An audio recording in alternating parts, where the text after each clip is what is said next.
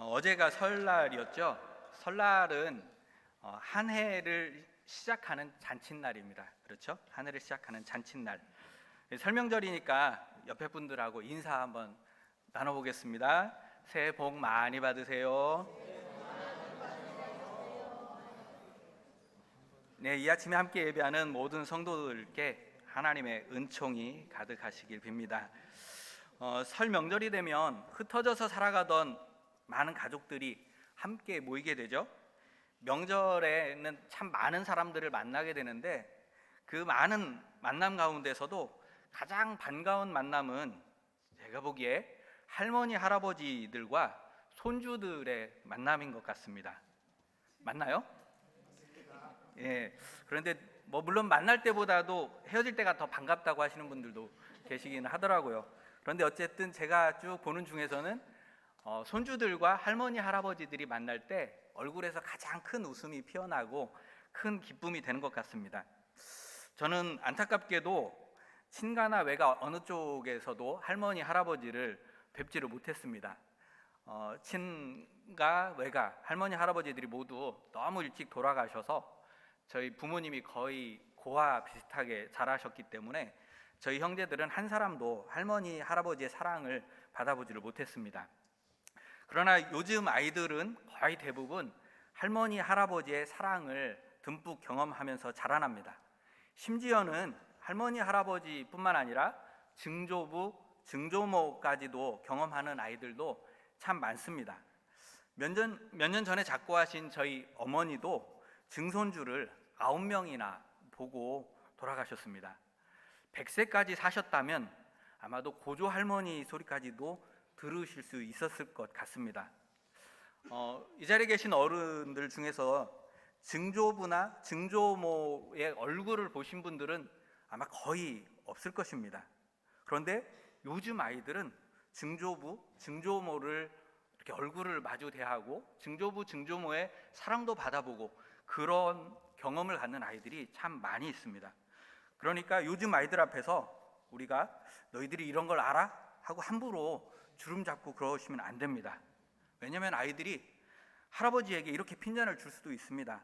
할아버지는 할아버지의 증조부를 아세요?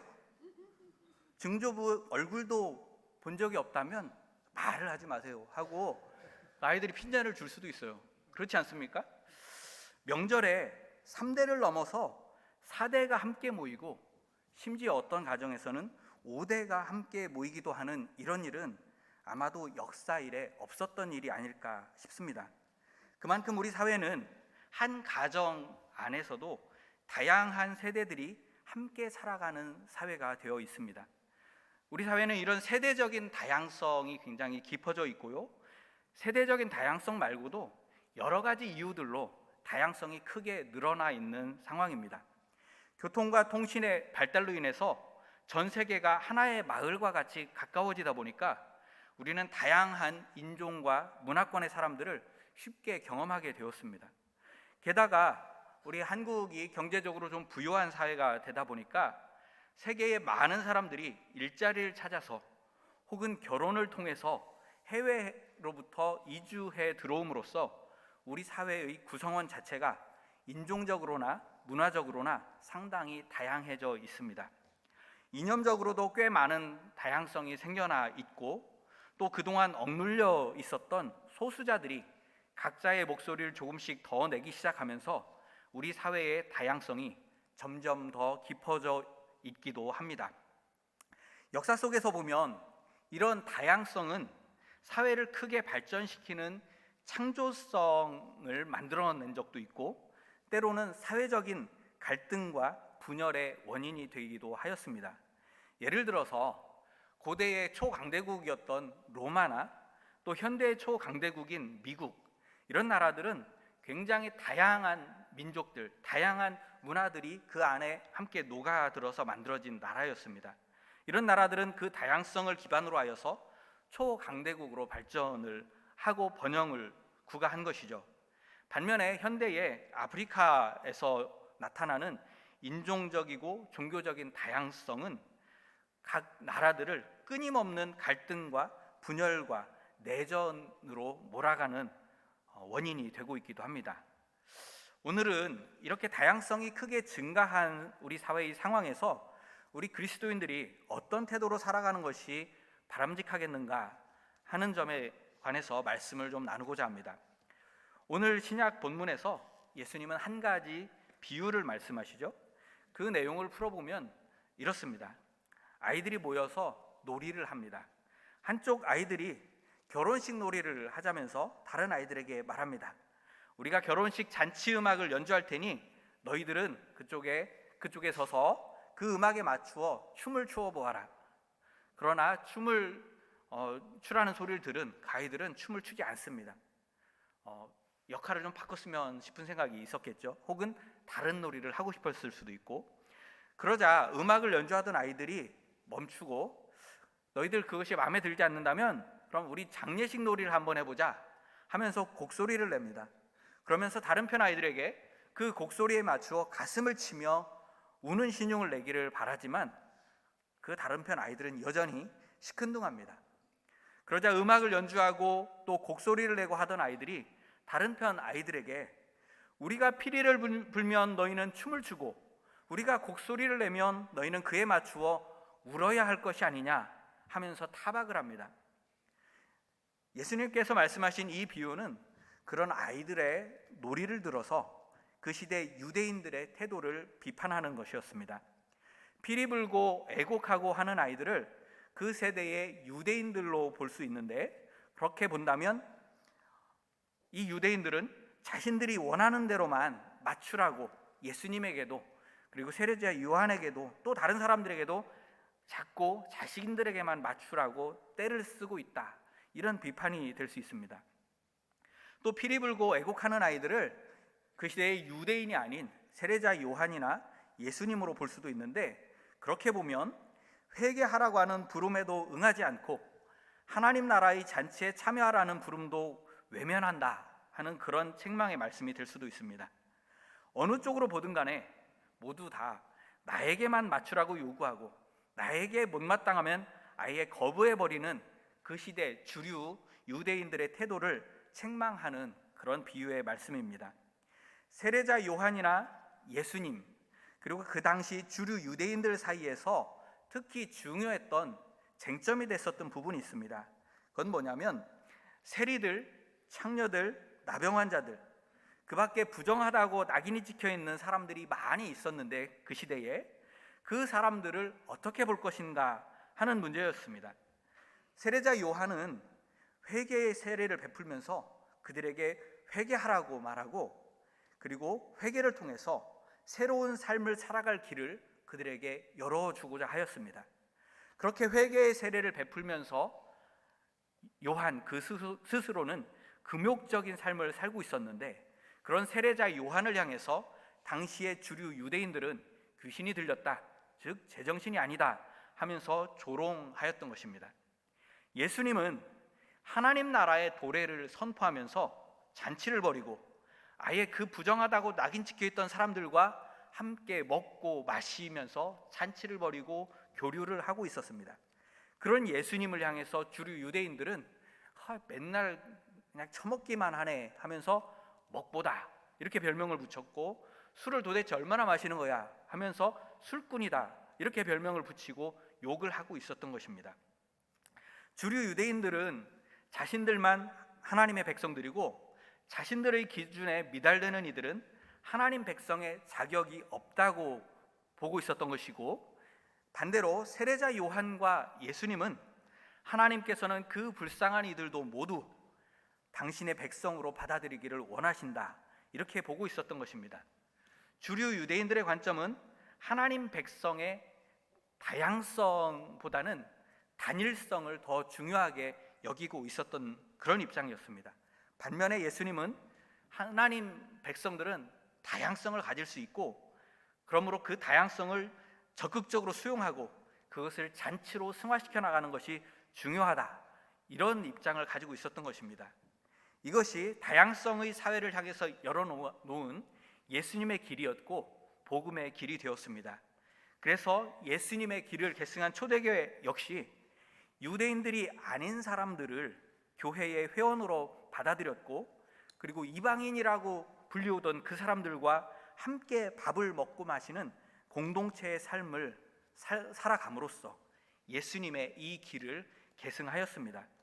그렇다면 예수님을 따르는 이 시대의 우리들 역시 우리 사회에 증가하고 있는 이 다양성을 좀 더 적극적으로 수용하면서 그것을 하나님 나라의 잔치로 승화시킬 길이 없는가 하는 것을 모색해보는 그런 지혜를 발휘할 필요가 있을 것입니다. 우리가 그렇게 하지 못한다면 예수님께서 장터의 아이들 비유를 통해서 책망하셨던 그 당시 주류 유대인들처럼 어리석고 완고한 사람들과 다를 바가 없게 될 것입니다.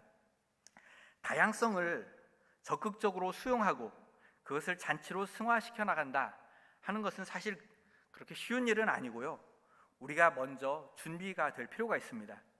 우리는 그 일에 성공했었던 중요한 한 사람, 구약의 한 인물을 오늘 구약 본문 말씀에서 만납니다. 바로 아브라함입니다.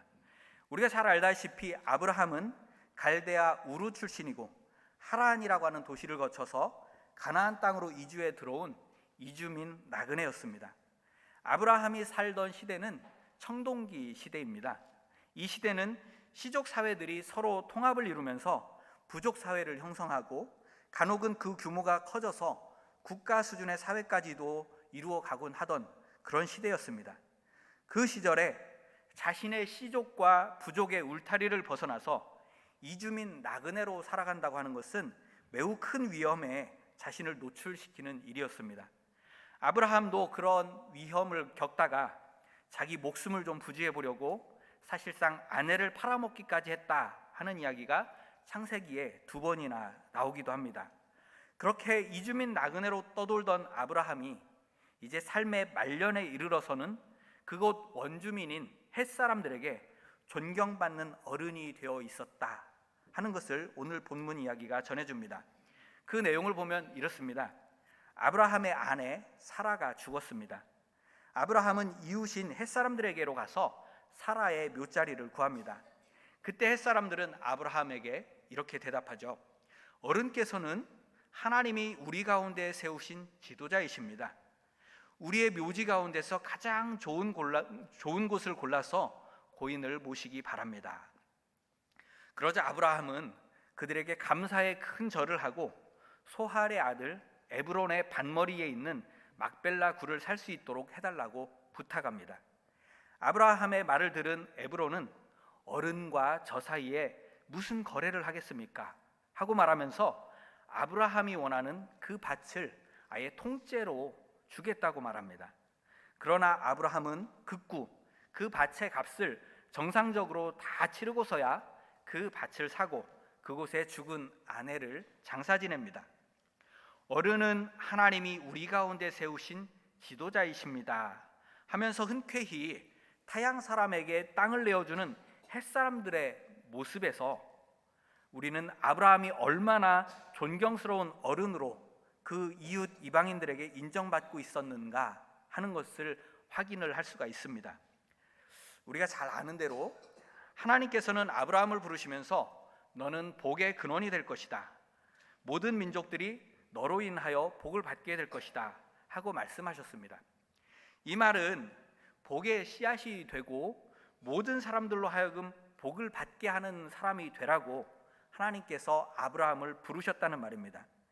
복의 씨앗이 되는 사람, 모든 이들에게 복이 되는 사람, 그런 사람을 일러서 우리는 복덩이다 그러죠. 복덩이. 그러니까 하나님께서 아브라함을 너는 복덩이가 되어야 해 하면서 부르셨다는 말입니다. 그러니까 모든 민족들에게 복을 주는 복덩이가 되어라 하는 것이 아브라함에게 주신 하나님께서 맡겨주신 사명이었던 것입니다.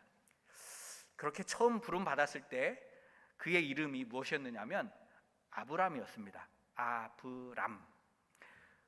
아브람이라고 하는 이 이름은 존귀한 아버지, 위대한 조상 이런 정도의 의미를 가진 이름이라고 합니다.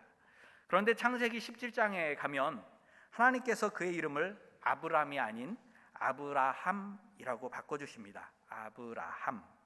아브라함이라는 이름은 많은 사람의 아버지 혹은 민족들의 아버지 정도의 의미를 가진 이름입니다. 하나님께서 그렇게 아브라함의 이름을 바꿔주신 이유가 무엇이겠습니까? 너는 더 이상 한 집안의 어른 노릇에만 머물지 말고 많은 민족들의 어른이 되도록 해라 하는 당부를 하시는 것입니다. 하나님께서 아브라함을 부르실 때 말씀하신 너는 여러 민족들을 위한 복덩이가 되어라 하는 그 말씀을 어떻게 이루어 갈 것인가 하는 것을 조금 더 구체적으로 보여주시는 일입니다. 여러 민족들로부터 어른으로 인정받는 사람이 됨으로써 그들에게 복의 씨앗이 되고 복덩이가 될 수 있다 하는 그런 말씀인 것이죠. 오늘 구약 본문의 이야기는 그 이웃 족속들이 아브라함을 그들의 어르신으로 인정하고 있음을 보여주고 있죠. 하나님께서 아브라함을 부르실 때 맡기셨던 그 사명, 그리고 그 이름을 아브라함에서 아브라함으로 바꾸어 주시면서 다시 한번 당부하셨던 그 사명을 아브라함이 정말로 성실히 이행하고 실행하면서 살았구나 하는 것을 보여주는 장면입니다. 아브라함은 하나님의 부름에 따라 고향 땅을 등지고 떠나온 이후 평생의 삶을 하나님과 동행한 끝에 이제 말년에 이르러서는 드디어 자신의 이름값에 부합하는 사람됨에 이르게 되었다 하는 것을 오늘 본문이 보여주고 있습니다. 되짚어서 생각해 보면 지금까지 살던 곳을 떠나라 하는 하나님의 부름은 다양성의 세계로 나아가라 하는 부름이었습니다. 지금까지는 자기 시족과 자기 부족의 생활 방식 안에서 살면 되었습니다. 그러나 고향을 떠나는 순간부터 아브라함의 삶은 생김새도 다르고 말도 다르고 삶의 방식도 다르고 그렇게 모든 것이 다른 여러 시족들, 그리고 여러 부족들, 그리고 여러 국가들의 경계를 이리저리 가로지르면서 유랑하는 삶이 되었습니다. 헷 족속도 만나고 여부스 족속도 만나고 이집트 사람들도 만나고 그랄 사람들도 만나면서 그들과 더불어 사는 삶이 바로 아브라함의 삶이었습니다. 하나님께서는 아브라함을 자기 시족, 자기 부족끼리만의 삶, 단일성의 삶으로부터 여러 민족들 속에 섞여 들어가서 사는 삶, 다양성 속에서의 삶으로 부르셨던 것입니다. 단일성 속에서의 삶으로부터 다양성 속에서의 삶, 그런 삶으로 부름받은 삶이 바로 아브라함의 삶이었습니다. 그래서 소수자요 약자인 떠돌이 이주민으로서 다른 민족들 속에 섞여서 살면서 그들에게 복을 끼치는 것이 하나님께서 아브라함에게 부여하신 책무였던 것입니다. 그러므로 오늘 구약 본문 이야기는 아브라함이 그 다양성 속에서의 삶이라고 하는 사명, 그 미션을 아주 훌륭하게 수행해냈다 하는 인증샷 같은 장면이라고 할 수 있겠습니다. 이 아브라함의 인생 여정을 쭉 훑어보면 아브라함에 머물지 않고 아브라함으로 그의 삶을 끌어올린 몇 가지의 실마리들을 우리가 찾아볼 수가 있습니다. 아브라함을 그렇게 큰 어른의 삶으로 이끌어간 첫 번째 중요한 요소는 바로 예배였습니다. 우리가 잘 알고 있듯이 아브라함의 삶은 예배하는 삶이었습니다. 그는 나그네로 유랑하는 삶을 살면서도 그의 발걸음이 이르는 곳곳에 단을 쌓고 하나님께 예배하였습니다. 성공하고 있을 때도 예배하였고 실패하고 있을 때도 예배하였습니다. 한가할 때도 예배하였고 바쁠 때도 예배하기를 그치지 아니하였습니다. 그가 예배한 하나님은 어느 씨족의 신이 아니고 어느 부족의 수호신도 아니고 어느 국가의 신도 아닌 온 세상의 하나님이셨습니다. 예배는 온 세상의 창조자요 주권자이신 하나님과 소통하는 일입니다. 오늘 장로님께서 기도하실 때도 우주 만물을 창조하신 하나님, 온 인류를 보살피시는 하나님을 부르면서 기도하셨죠. 그렇게 우리가 하나님께 예배할 때 우리가 예배하는 하나님은 온 세상의 하나님이십니다. 그 온 세상의 하나님과 소통하는 예배는 예배자로 하여금 더 넓은 정신과 더 넓은 마음을 갖게 만들어줍니다.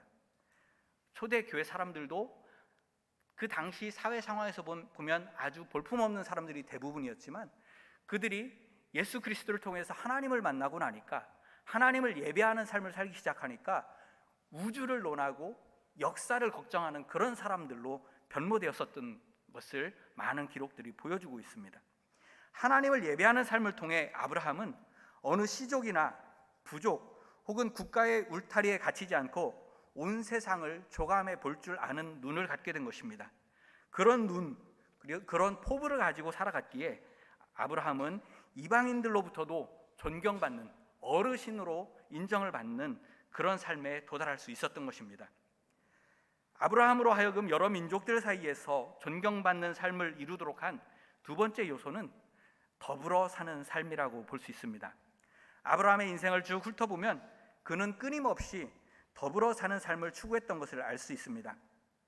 그는 하란에서부터 같이 떠나왔던 조카 롯과 헤어지게 되었을 때도 얼굴을 붉히기보다는 조카에게 먼저 좋은 곳을 선택해서 떠날 수 있는 기회를 줍니다.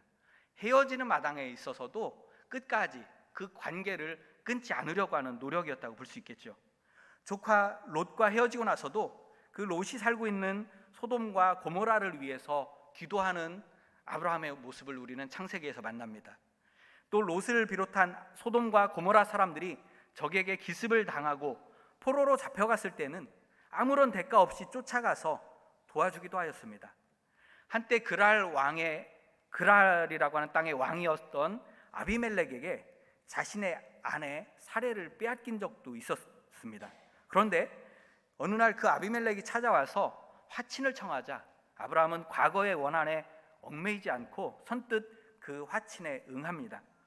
아브라함이 드렸던 예배는 화목제의 예배였는데 아브라함은 그 화목제의 예배를 삶으로 살고 있었던 것입니다. 그렇게 더불어 살기를 실천해 나가는 아브라함의 모습이 처음에는 비굴해 보였을 수도 있고 배알도 없다는 소리를 들었을 법도 합니다.